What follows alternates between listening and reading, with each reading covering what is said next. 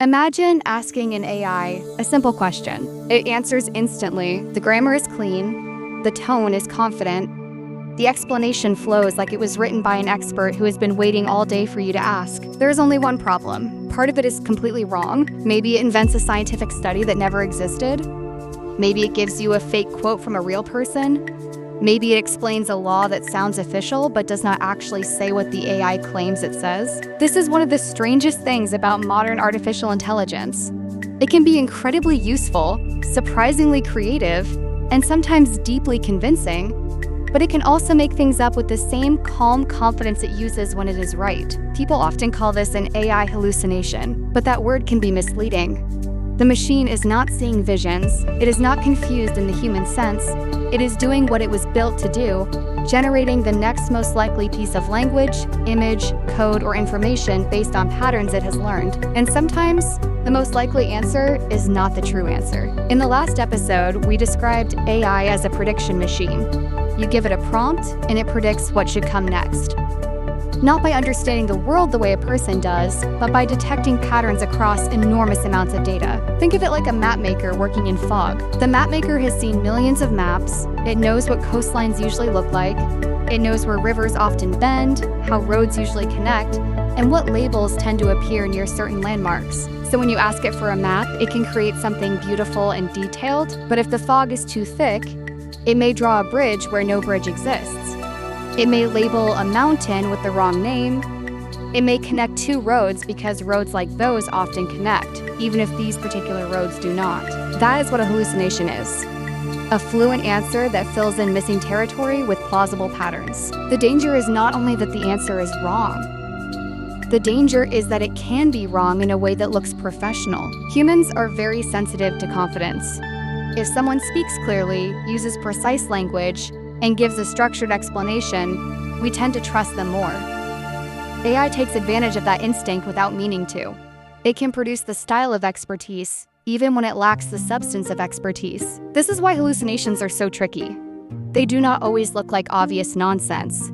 They often look like homework, help, business advice, historical summaries, legal explanations, medical suggestions, or code that almost works. The more familiar the format, the easier it is to trust. A fake citation looks like a real citation. A fake quote looks like a real quote.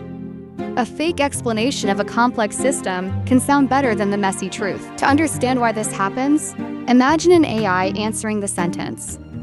The capital of France is... The next word is almost certainly Paris. The pattern is strong.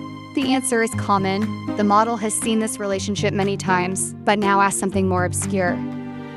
What did this small company promise in paragraph 7 of a contract from 2019? If the model has not actually been given that contract, it may still try to produce an answer that sounds like a contract answer. It might guess, it might blend together language from similar documents.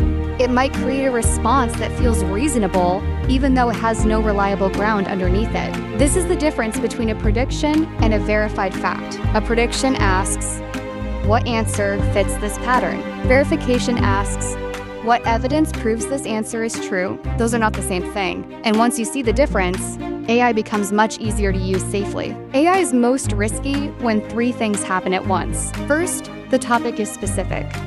Specific facts are harder to guess correctly than broad explanations. Second, the stakes are high. A wrong recipe is annoying. A wrong medical, legal, financial, or safety answer can cause real harm. Third, the user does not verify. If the AI sounds confident and the human stops thinking, the error travels forward. This does not mean AI is useless. It means AI should be used like a powerful assistant, not an unquestionable authority. For brainstorming, first drafts, summaries, explanations, outlines, translation help, and creative exploration, AI can be incredibly valuable. It can help you move faster, it can help you see patterns, it can turn a blank page into a starting point. But when the answer matters, the human has to bring the compass. So how do you catch hallucinations? Start with the source test. If the AI makes a factual claim, ask, where did this come from? A reliable answer should be connected to a real source, a real document, or information you can independently check. If it gives you a citation, open it. If the link does not support the claim, the citation is decoration, not evidence. Next, use the specificity test. The more specific an answer is, the more suspicious you should be until it is verified. Names, dates, numbers, laws, quotes, product details, and scientific claims all deserve extra attention. Specific details make answers feel trustworthy, but they are also easy for AI to invent. Then use the contradiction test. Ask the same question in a different way. Compare the answer with trusted sources. If the AI changes its story, gives vague support, or cannot explain where the claim came from, slow down. Finally, use the boundary test. Ask, is this a task where being wrong could hurt someone, cost money, break rules, damage trust, or create safety problems? If the answer is yes, AI should not be the final authority. It can help you prepare questions, organize information, or understand concepts, but a qualified human or verified source should make the final call. The goal is not to distrust everything AI says. The goal is to trust it correctly. A calculator should be accurate at arithmetic. A search engine should lead you to sources. A microscope should show you what is there. But a language model is different. It's built to generate likely outputs. Sometimes those outputs are useful because they match reality. Sometimes they are dangerous because they merely resemble reality. That difference matters. The future will not belong to people who blindly accept AI answers, and it will not belong to people who reject AI completely. It will belong to people who know how to collaborate with machines while keeping their judgment awake.